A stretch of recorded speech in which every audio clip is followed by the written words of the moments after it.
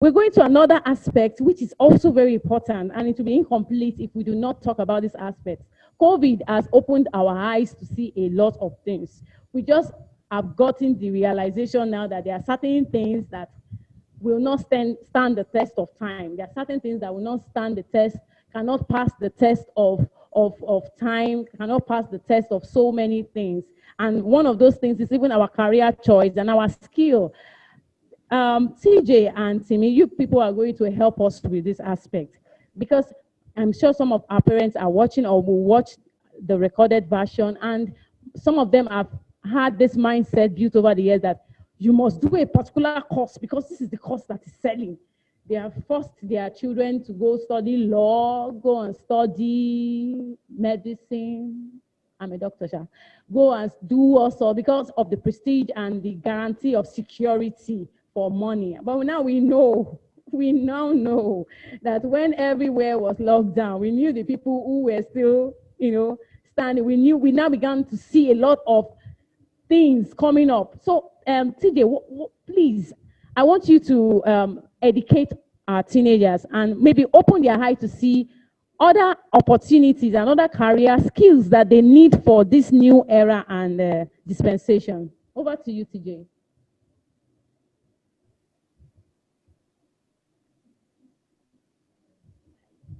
Okay, thank you very much, and hello everyone. Nika, I can see you. I can see everybody. I just can't see all the people that we're talking to. I can see all my panelists. You guys are looking great. Thank you for this platform, Dr. Kenny. Yeah. Just one thing I just wanted to say with all the other people have said, the matter of them all, is that if you do not mind your mind, nobody will mind you. So you better mind your mind so that you remain mindful of yourself, and the world then will mind you. Well, I just have to talk mind here. Okay, so yeah, what skills do you have? Now, obviously, the whole world has gone beyond everything we know. And this is one interesting thing. Maybe I'll let Timmy do all the plenty talk here, but this is one interesting thing. Currently, we are living in a reality that people created. What this simply means is there is another reality that is being created, but the question is by who? I'm happy it's a faith-based platform, and then God made us creators. In the beginning, God created. The first expression of God was creation, and he made us in his image, so he made us to be creators. So if we are not consciously creating the future, we're going to be living in the reality that other people created, which will basically frustrate us, like we all feel frustrated. COVID was created, by the way, okay? It didn't just fall from up. So there is a future, and the future is even not what we're seeing or thinking. The future is still being created, okay? So I'm saying that so that you shift your mind from just living or existing to find the meaning on earth by looking around to shifting your mind to looking in the future by looking within where you have God and your potential to create the future. So the future is actually not what will come and say, oh, it's going to look like this, it's going to look like that. The future is what you create. So the question is, what are you creating? Currently, right now, there's a futurist I spoke with talked about how they're making smart shoes where you will wear shoes, and when you step out of your house, the shoes can read the weather. If it's going to be rainy, your shoes will going to order drones that will come as umbrella over you, and you can be jogging under the rain. And somebody listening to this is like, for real? Hell yes, permit my French, but you know what? Somebody is thinking about it. That means your future is going to be drone based. Someone is also thinking about the fact that if I lose my arm right now, and then maybe accident or something, and then okay, I need to get an arm, and they fix an iron arm for me, so I'm half Iron Man like this, and if you shoot me bullets, I can like block all the bullets with my iron hands. And I know some of you are thinking this is sounding cool. Yeah, you like to get that hand. I like to get the hand. Okay, so in future, some of us are going to be like cyborgs, half human, half machines. That is something somebody's thinking. Yeah, if you lose your leg and you can get iron legs and run faster, why wouldn't you get it? What I'm trying to say here, somebody's thinking about the future. And if you listen carefully, everything I have pointed to are operated by technology. In other words, the future is zeros and ones. That's binary digits, which are the foundation of technology. AI will run on programs. Every app we do, they're all programs. So everything in the future, if you're far away from anything digital, you are not only far away from the future, you are far away in the past. So what you need to do is, doctors now, there was one surgery I saw during, I've forgotten the details, where they did it remotely. They were testing the 5G, and the doctor did the operation the operation by proxy. He wasn't there, and they did the operation with technology. So even Dr. Kenny will need technology. Everything is going to run on technology. So whatever you are pursuing in your life right now, looking at the future, you have to ensure that it is technologically driven. So you want to build skills.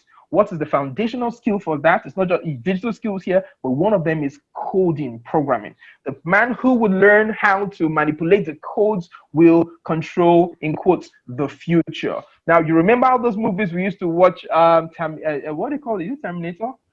Where you see machines trying to take over and all that. Machines will get more intelligent. Just yesterday, I saw a video of one of the kings in Saudi Arabia also walking into exhibition stand with a personal robot. Kenny, I'm going to share the video with you so you can share it with them. What happened to my lights? To me again, they took my lights. Can you imagine to me? Why are they doing this to me always? He was walking into this place with a body robot. Don't worry, we always have. I'm telling you. Yesterday they did this to me. Today again. They did this to me yesterday. They're doing it to me today. Don't worry. So so I will share that video. Okay. For time, I'll stop here. Let me cut you now. You've mentioned something so profound. Okay. You've mentioned something so profound as regard the future. We're going to talk more about that. What we can do, you need to do that. Have that. Don't just be one-sided, narrow-minded. Whatever you do, you have to be digitally savvy. You have to be technologically savvy. You need to be on the know and know what to do. Like this virtual experience we are doing took a lot of technological whatever, so many things, and I was like, wow, it's even as demanding as a physical meeting will be, because there's so many. Maybe before the end we would show around all the things we had to put together, and I was able to see that you can sit at the convenience of your house and control things. So whatever you have to do to evolve, don't be obsolete. You need to don't just go in and say I want. Even as a doctor, like you mentioned, I have to hop up my game. If not, it's a question of time. I'll be out. Even as a teacher, a lot of teachers couldn't teach their students this period because they had no idea of how to use a laptop. It was very, very, very, very interesting to know that. Even pastors also, everybody had to go to Zoom. Both the old pastors and everybody were struggling with their phone just to be able to reach their congregation, you can imagine. So, and this is the future. We have to embrace it. Timmy, I need to ask you about purpose. What has purpose got to do with we actually evolving? Because with everything TJ has said about digital and being savvy, coding, and many more things, is still going to add to that, because they really need to know and go online and search for these things. You can't wait for your parents, because some of our parents don't even have an idea what coding is. They don't even tell us school. Just go to school and go and learn law. Go and do this. They do not know that there are a lot of things that we can do and is required for them now. So Timmy, what has purpose got to do with it? How important is discovering purpose has to do with, and how can young people discover their purpose? I want you to really share that with us. Okay, thank you very much for this. But probably for a few moments, before I jump into purpose, whilst people were talking, I was making one or two quick notes of one or two things I wanted to mention. Allow me to just see if I can run through them. First and foremost, we're talking about mindset. The thing that kept playing in my head is the origin. The word mindset came from civil engineering. In the normal English, in civil engineering, when they are making like a pillar in a house, they mix cement, sand, concrete, and everything. They build a box. At that point, the concrete is fluid. They pour it into these boxes. It takes whatever shape you put, whether it's circular, triangular, whatever, and then they leave it over a period of time. After a while, the engineering word used is the concrete is set. That is the place from which the word mindset came from. Because when ideas, thoughts, knowledge comes into our mind, it's almost like it's in a fluid form. And then it flows into our minds. The most important part of it is time. Whatever ideas, whatever thoughts that come into your mind, if they dwell long enough in your mind, they set. When they set, they begin to control your choices. That is one thing I want to establish. The duration, the connection between ideas and thoughts. We hear things every day. But with maturity, you learn to know what to shut out and what to keep. If it stays long enough, in time, it sets. That's how mindset is formed. So it means for teenagers in particular, be careful the thoughts you allow in and what you allow to stay. And the same thing applies to even esteem. There are three key words. There is self-esteem, self-ideal, and self-worth. Very connected. Sometimes we use them interchangeably, but this is the thing. Self-esteem is basically how you feel about yourself, primarily emotions. Self-ideal is the best you think you can ever be. And then self-worth is the value that you place on yourself. Now, but this is where it gets interesting. It all starts from self-esteem, how you feel about yourself. But this is the key thing. Feelings are all emotions. Every feeling you talk about, they are all emotions. And I always give this analogy. Emotions are really fickle. If I tell a joke right now and you are laughing, no matter how powerful the joke is, as you are laughing, somebody just comes and gives you a slap. So that minute you are feeling the emotion of joy. If somebody comes and gives you a slap in the face, instantly that laughter will turn to anger. That is how quickly emotions can change. So it is a dangerous thing to make life-defining choices based on how you feel. How does that pertain to self-esteem? How does that pertain to self-esteem? You see, how you feel about yourself after some time begins to affect the value you place on yourself. And like I think Nike said, that is what begins to make you lower your choices. You begin to date people that on a good day, you know you should have no business with. You begin to lower your values, your standard. Again, it's the connection about how you feel about yourself, lingering for a while, and then beginning to affect your choices, your decisions, and all of that put together. So we need to be deliberate about that. And remind yourself, if this is how every one of us here, even coaches, you have moments where you feel bad about yourself. But the difference is you are mature enough to not allow that become a constant. You feel bad after a while, you let it go, you move on. But even as grown up, if you let it linger, it begins to affect your choices and the decisions you make as you go along. Now, that's another key thing I wanted to mention. And then I wrote something I said, so because of that, never make life choices just based on how you feel. No, they should be based on knowledge. So one of my key phrases in life is something my mentor told me years ago. I thank God we're faith-based people here. He said to me, I said, sir, he said, never make a destiny-related decision based on relationships, but on revelation. Don't make a destiny-related decision based on relationship, but on revelation. Not because someone is making you feel this or feel that or something. It has to be based on something you know, something tangible. Now, taking it to future careers and all of that, something was playing in my head. I like the fact that what TJ said, and that's what the whole world is talking about. We're going into this jet technology world, the computer doing everything. But there's one key element that we keep forgetting, which for me is important for teenagers: knowledge. You can't build those robots if you don't know how to build it. Our teenagers, even our generation, we've been playing video games since we were children, but we don't ever stop to ask ourselves, how do we build those games? How do we create those games for ourselves? I have been asking for years, when am I going to play a game in PS where the superhero is Chinedu or the superhero is Amina or somebody? We talk about Tomb Raider and all of that. We need to start asking, how do we do this? And thank God there are many courses online, even free courses that can teach you how to code and do all of that. So it's knowledge-based.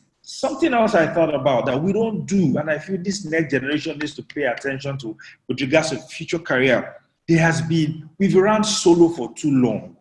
Everybody wants to do their thing by themselves. We don't trust ourselves enough to synergize, to partner. When you go abroad, I remember some years back, my wife was sick, and we traveled quite a bit. We spent a good amount of time in Dubai, and she had cancer, by the way, but she's fine. She's 100% fine now. One of the things that really stood out for me was we went there. They have the German hospital Dubai, they have the American hospital Dubai, they have the Turkish hospital Dubai. But here's the most interesting thing: none of those hospitals are actually Dubai owned. They have built a business around hospitals where they go partner with the mega hospital industries in the world, and they come set up in their countries. So they come and they build state-of-the-art hospitals that can cater for their people, and they become a hub. So when people are traveling to Dubai for treatment, they are not going to Dubai General Hospital. No, they are going to American Hospital. The government of Dubai brought them in. They have a certain percentage of Emirati indigenous that they must treat every month for free as part of the contract that they've signed, local content, call it whatever you want. But you see, these hospitals are 5-star hospitals, but they become businesses. Here, when you are a doctor, eventually your goal is to try and save money and start your own hospital. But it can never be the same when a group come together and there's enough funds. We can do what we've always dreamt of doing instead of struggling.